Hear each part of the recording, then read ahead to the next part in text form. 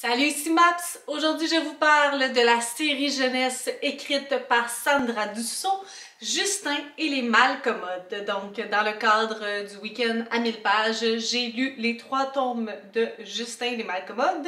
Je ne sais pas s'il va y en avoir d'autres. Définitivement, la fin du 3 annonce qu'il pourrait y avoir d'autres péripéties dans la vie de Justin. Mais le 3e tome a été publié en 2020, donc c'est quand même assez récent. Je ne sais pas, mais j'aimerais ça m'entretenir avec l'autrice éventuellement pour lui poser toutes ces questions.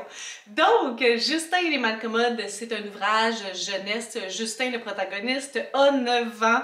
Justin pense qu'il embarque dans son autobus pour aller à l'école, mais non, finalement, lorsqu'il regarde autour de lui, il est entouré de personnes âgées qui proviennent d'un centre pour personnes âgées, de foyer. Et il est comme trop tard pour arrêter l'autobus, il s'en va à la même place qu'eux et eux s'en vont dans la forêt pour une journée de survie en forêt. Justin n'aura pas vraiment le choix d'embarquer avec ce plan rocambolesque-là. Il va devoir faire preuve d'un petit peu de leadership. Il comprend pas trop pourquoi il est embarqué dans cet autobus-là. Qu'est-ce que ces personnes âgées-là vont faire dans cette journée-là? Ils ont l'air pas préparés, ça a l'air improvisé, c'est vraiment hors de sa zone de confort, mais il n'y a pas vraiment le choix de juste go with the flow. Donc ça, c'est le premier tome de Justin. Il va rencontrer plusieurs personnes âgées avec qui il va se lier d'affection. On va découvrir un tout petit peu Justin, mais c'est pas dans le premier tome qu'on va le découvrir le plus. On va plutôt mettre la table pour certaines petites choses, on va découvrir certains personnages qui vont avoir de plus en plus d'ampleur au fur et à mesure des tomes, mais on garde définitivement plusieurs surprises par la suite. D'ailleurs, je ne sais pas si je vous l'ai dit, mais je suis pas sûre que le premier tome se nomme La fantastique aventure en forêt.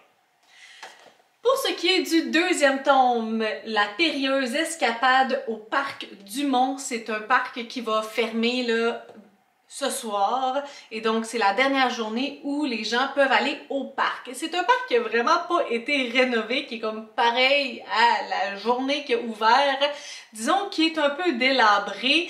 Justin est encore une fois avec ses amis du foyer pour personnes âgées. Il sort de sa maison, l'autobus est là, let's go, on y va. Il comprend pas trop comment ça fonctionne, puis il espère que sa maman sera pas trop fâchée qu'il parte de même. Il s'en va donc en escapade au parc Dumont. Justin, qui est vraiment pas fan des montagnes russes, des manèges, etc., qui est toujours anxieux que les personnes âgées se fassent mal quelque part. Donc, il y a comme un sentiment de leadership qui ressort de lui.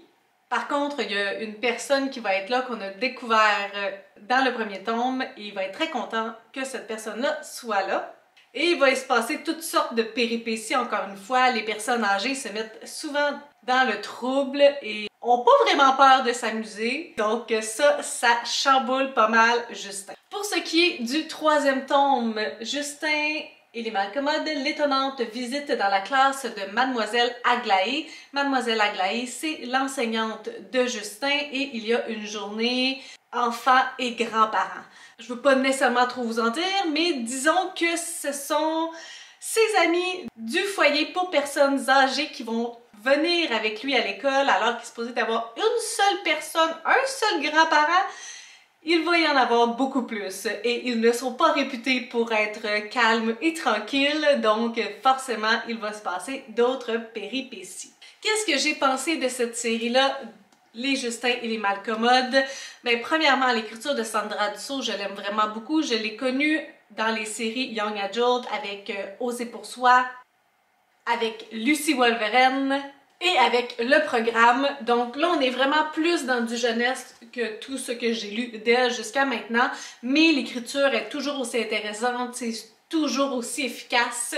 Il y a plusieurs thématiques qu'on aborde et qui sont intéressantes. Puis là, ici, il y a l'amitié entre un jeune garçon de 9 ans et des personnes âgées. Il y a aussi plusieurs enjeux en lien avec les centres pour personnes âgées, les activités qui qu'ils font, les personnes qui viennent les voir, leur famille, à quel point ils se sentent peut-être seuls, tristes, oubliés, qui font toujours la même chose. Donc, il y a plusieurs réflexions qui sont faites par rapport aux personnes âgées, qui sont très intéressantes. On va aussi découvrir plusieurs choses à propos de Justin, en lien avec l'école, en lien avec quel enfant il est. Est-ce que c'est un être sociable? Est-ce qu'il a beaucoup d'amis? Est-ce que c'est facile pour lui de s'en faire? Est-ce que c'est quelqu'un qui est très rigide dans sa routine? Est-ce qu'il accepte les imprévus? Donc tout ça, ce sont des choses qu'on va découvrir à propos de Justin, particulièrement à partir du deuxième tome, je vous dirais. Le premier tome n'est pas tant axé sur Justin, mais le deuxième tome, on comprend plus de choses. Et cette amitié inusitée entre Justin et les différentes personnes âgées va faire grandir toutes les personnes, autant les personnes âgées que Justin, mais je pense que Justin va vraiment beaucoup bénéficier de plusieurs choses par rapport à ça, va vraiment grandir, évoluer. Pour ce qui est de l'écriture, j'ai vraiment apprécié, ça se lit super vite, ça me prenait environ 1 heure par livre, puis l'écriture est quand même assez grosse aussi à l'intérieur. Il y a un volet à l'intérieur, il y a un volet humoristique aussi, particulièrement les personnes âgées. Il y en a qui n'ont pas leur langue dans leur poche. Il y a aussi plein de petits clins d'œil, des expressions. On les découvre, mais on découvre les différentes personnalités, puis qui est qui, c'est qui le grognon. Il y en a un qui a de la difficulté avec sa mémoire, qui est un petit peu plus perdu. Plein de choses qui vont se passer avec les différentes personnes du bercail. C'est comme ça que ça s'appelle leur foyer pour personnes âgées.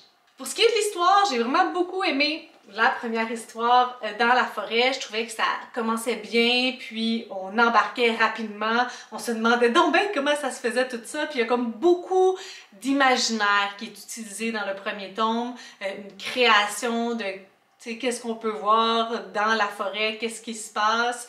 Puis le personnage qui arrive vers la fin, elle est vraiment tellement attachante. C'est vraiment un personnage que j'ai beaucoup aimé. Le deuxième tome, je l'ai peut-être un peu moins aimé, mais c'est peut-être juste parce que le parc de manège, c'est moins ma tasse de thé.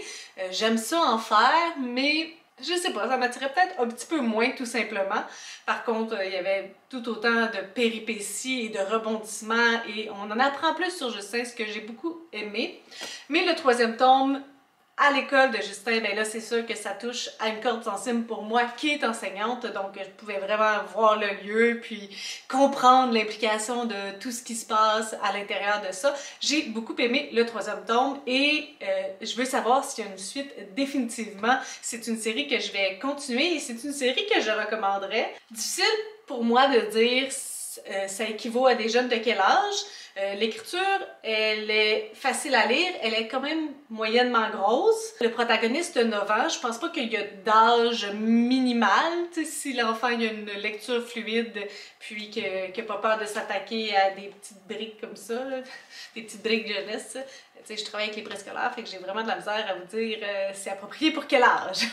Mais c'est une série que j'ai vraiment beaucoup aimée. C'est une série qui m'a fait prendre conscience de plusieurs réalités en lien avec les aînés. Puis c'est une autrice que je porte définitivement dans mon cœur. Alors lire tous les ouvrages de Sandra Dussault en 2021, c'est vraiment un bonbon pour moi. Donc si vous avez des suggestions, des critiques, des commentaires, n'hésitez pas à le faire en dessous de ma vidéo.